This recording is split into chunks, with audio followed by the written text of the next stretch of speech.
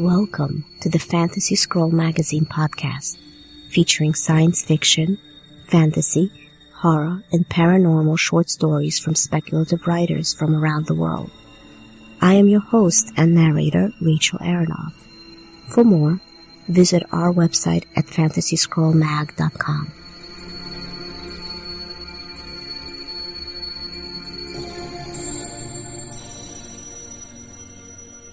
This is episode 11, The Nixie's Rival by Brynn MacNab, published in Fantasy Scroll Magazine, issue number 6, in April of 2015.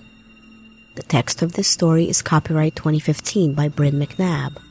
This audio recording is distributed under a Creative Commons Attribution, Non-Commercial, Non-Derivatives Works. You may copy and distribute this audio recording so long as you maintain the author attribution, but you may not sell it, alter it, or transcribe it.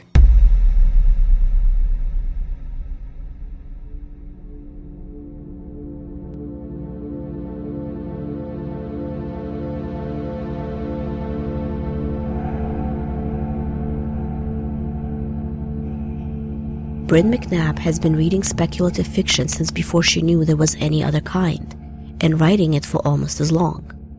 She has had stories published by Penumbra, Daily Science Fiction, and Flash Fiction Online, among others. You can find links to more of her work at brynmacnab.blogspot.com. When not writing, Brynn enjoys such varied delights as crochet, yoga, and data entry. Wait, no, that last one is just her day job. She lives in eastern Pennsylvania with a cornucopia of housemates and no pets, much to her chagrin. As a special treat, today's story is narrated by David Neilsen. David is the author of a number of unnervingly disturbing short stories and slightly less disturbing novels. He lives in New York, next door to Sleepy Hollow, with his wife, 2 children, and 2 pagan cats who know more than they will ever admit. In addition to his writing, David is also a professional storyteller who has performed up and down the Hudson River Valley.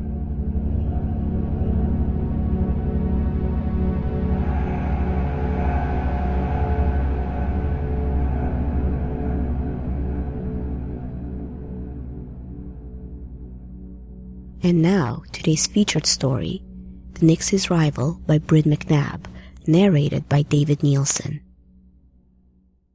The Nixie's Rival by Brynn MacNab. We need to talk. The Nixie did not reply at first. She leaned her elbows on the embankment and laid her head to the side. "It's warm," she said, "for the time of year." "Yes, it is." Harold shifted his weight and glanced at the trees surrounding the Nixie's pool, their yellow foliage beginning to brown. A squirrel chattered in a tall oak and hefted an acorn at him. "They don't like you," said the Nixie. "Well, they don't like me, but they know better than to give me trouble." She lay back in the water, examining the fingernails on her long, sleek hands. "When you have married me, they won't trouble you either. I'll see to it." "Actually, that's what I wanted to talk to you about." "Go on." Though her tone remained casual, she froze absolutely still. He thought he could see the water at her side starting to ice over. "Well, it's just... I don't even know your name." She rose up slowly, water streaming from her black hair. "But you know hers, don't you?" Her voice was low and dangerous. He rubbed his hands together. The day wasn't quite as warm as he'd like, whatever she'd said. "No, it's nothing like that. Listen, it's not that I don't like you." "What is her name?"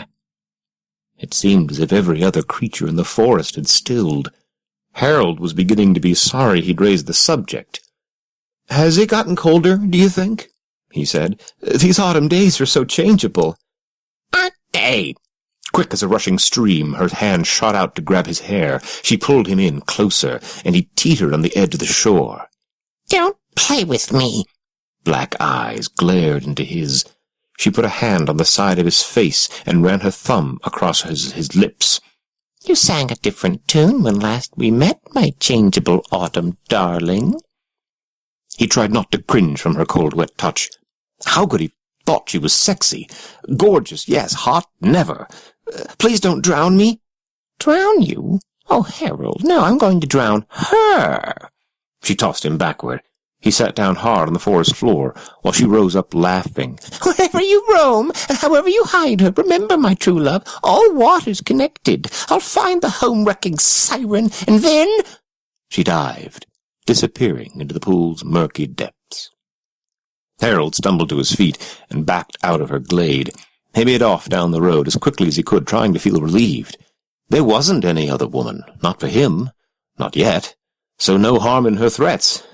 Surely, he told himself, by the unlikely time he found a human sweetheart, one he wanted to keep, why, by then his Nixie would have forgotten him. "It's nothing like that," Harold moaned, his grip tightening on his tankard of ale. He couldn't quite bring himself to look at the woman beside him. "I can't marry you. I was once in love with a Nixie, and she's sworn to drown the next woman who wins my heart." Linné chuckled. "How many women has that brush-off worked on, Harold? 10? He felt himself blush. But it's true. He had enjoyed using the excuse until now. With Linné it was different. Or it could have been different. If only he hadn't been such a fool. "And if I survive the Nixie?" She leaned forward, the red curls of her hair brushing against his arm.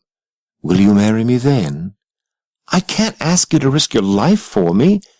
"Don't ask then," she winked. "Just tell me where this Nixie lives." "She lives in the woods outside town."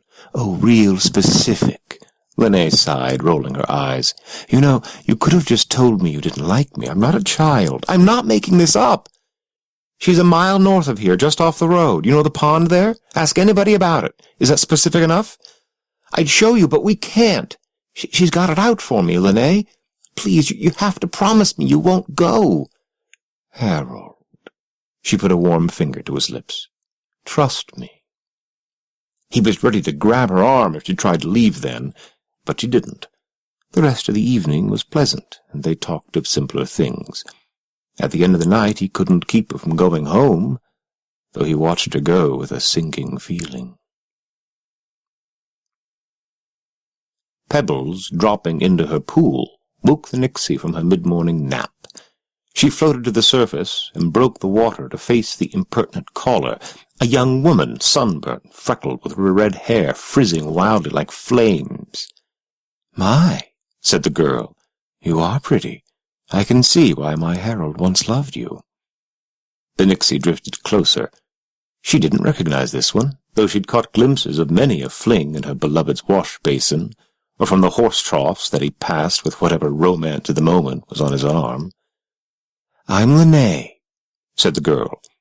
She grinned, stupidly, the Nixie thought. They all looked like that, the clumsy, land-bound half-wits. How could Harold prefer such creatures to herself? "I'm here to talk about my fiancé." The Nixie felt her anger spark. "Actually," she said, "my fiancé." And she yanked her rival unstruggling into the water. She pulled the woman down to the depths, and felt her fingers suddenly scorched. She let go, and Linné twisted once and became a lithe orange salamander. The salamander darted at the Nixie and blew hot water at her face. The salamander kicked off upward as the Nixie dove for mud to comfort her burnt hands and cheek. When she resurfaced, holding the compress against her face, Linné stood on the shore, completely dry, adjusting the wrinkles of her dress. Her hair frizzed in all directions. "About my fiancé," she said. "You're to leave him alone." She smiled, viciously, the Nixie thought. "Or I'll boil your pool. Understood?" Linné was nowhere to be found, and Harold headed to the bar early, determined to drink himself from depression to stupor. How could he have bungled things so badly? Either he'd run her off with his lame line, or... He shivered and hunched his shoulders. She couldn't have really gone out to confront the Nixie, could she? Broken hearts were one thing, but to have a death on his conscience? He rounded the corner of the tavern and spotted Linnaea striding towards the door. She checked, turning to him, and her face lit in a wide smile. "I spoke to your Nixie," she said. "It's all settled." His jaw dropped. "She's given up claim. Sees how silly it is to cling to the past." Said Harold hoarsely. Shut your mouth, Harold. You look like a fish, which, thanks to me, you will never be." He shut his mouth obediently, and then he pulled Linnaea into his arms and kissed her. "Marry me," he said, finding his voice. "Of course." He laughed. "Oh, this is so great. You have no idea how good it feels just to be with a regular human woman again." Linnaea smiled, trailing a warm finger along the line of his jaw. "Sweetheart," she said, "we need to talk."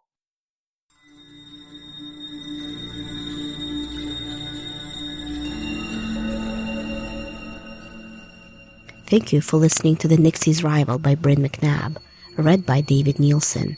I hope you enjoyed it. For more science fiction and fantasy stories, interviews, and reviews, visit fantasyscrollmag.com.